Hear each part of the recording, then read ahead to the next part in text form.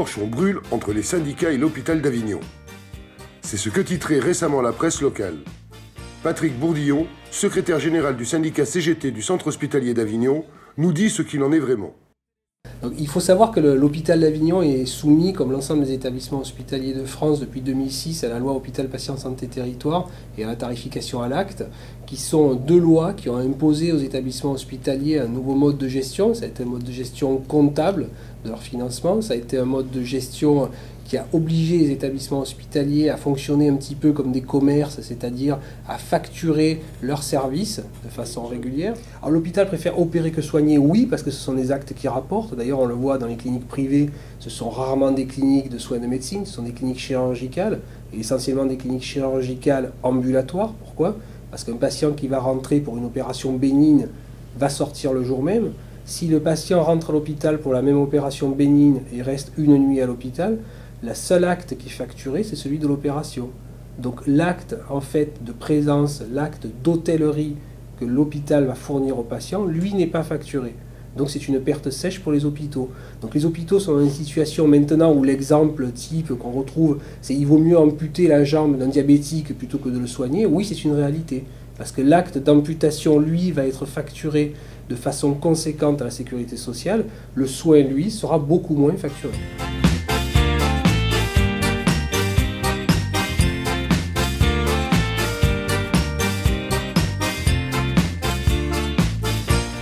Donc la mise en place de cette tarification à l'acte et de la loi Hôpital Patient Santé Territoire a eu un effet pervers dans les établissements hospitaliers. Ça a été, donc je l'ai expliqué, de mettre en place un système commercial, c'est-à-dire que les hôpitaux vendent leurs services, ils les vendent comme le ferait n'importe quelle entreprise privée.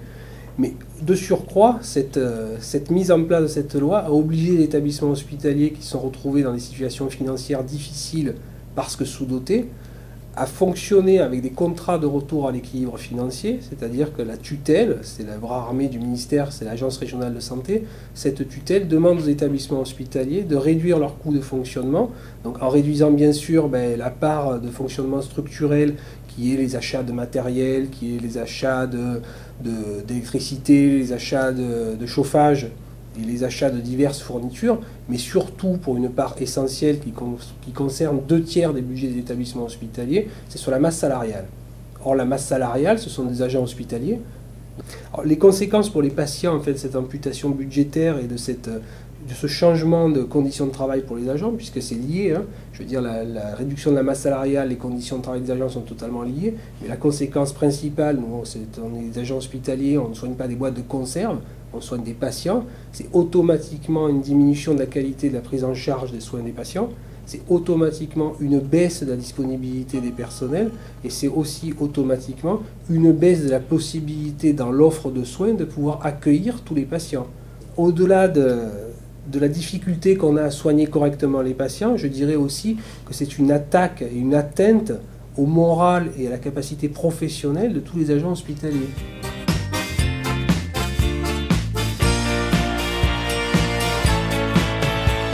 L'organisation syndicale, quand elle est face à sa direction, dispose de beaucoup d'arguments. Oui, c'est vrai que l'argument de ce qu'on peut apporter comme qualité de soins ou ce qu'on peut éviter comme catastrophe par rapport au patient qui va rentrer en urgence, oui, c'est un argument que les directions entendent.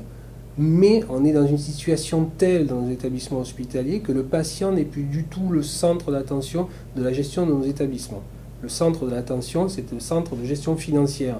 Le patient est là, pour nos directions, uniquement parce qu'il va permettre une facturation. Juste faire un parallèle par rapport à ce qui s'est passé à la maternité de Port-Royal, à Paris. Pourquoi est-ce que je veux faire ce parallèle? C'est qu'à un moment, c'est vrai que nous, on essaie de nous imposer les 12 heures, on essaie de nous imposer des flux tendus dans notre travail au quotidien et dans notre travail de soins avec les patients. Mais ce flux tendu, dans la mesure où il va aller en s'aggravant, et ce flux tendu dans la mesure où on sait pertinemment que notre travail, la base de notre travail, c'est au minimum de l'attention pour les personnels soignants, ça veut dire qu'on va se retrouver un jour avec des catastrophes, oui, on va se retrouver avec des accidents, oui, c'est évident, et se retrouver dans des conditions où on va imposer aussi à des volontaires de travailler sur des amplitudes horaires qui sont des amplitudes aussi larges, on sait que cette baisse de vigilance à ce moment-là, au-delà du fait de la quantité de patients qu'on reçoit, au-delà du fait de la masse de travail quotidienne, cette amplitude horaire, bien sûr, provoquera un jour des accidents. Ça, on en est certain.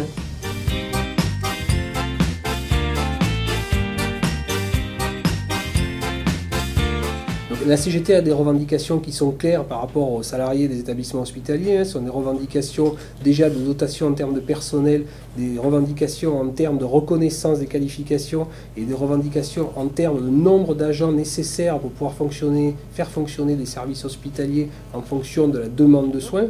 Le fait de chercher à imposer ou de proposer à des volontaires des amplitudes horaires qui vont écraser la qualité du travail ne nous semble pas pouvoir permettre d'augmenter la qualité des soins que nous allons prodiguer aux patients du département. La CGT à l'hôpital d'Avignon a voulu taper fort à un moment parce qu'il a fallu qu'on ait une réaction un peu violente pour exprimer notre désaccord. Donc nous avons demandé la démission du directeur. Donc cette démission, nous, on pense effectivement l'envoyer au ministère. On est apparemment soutenu par 2 autres organisations syndicales de l'établissement.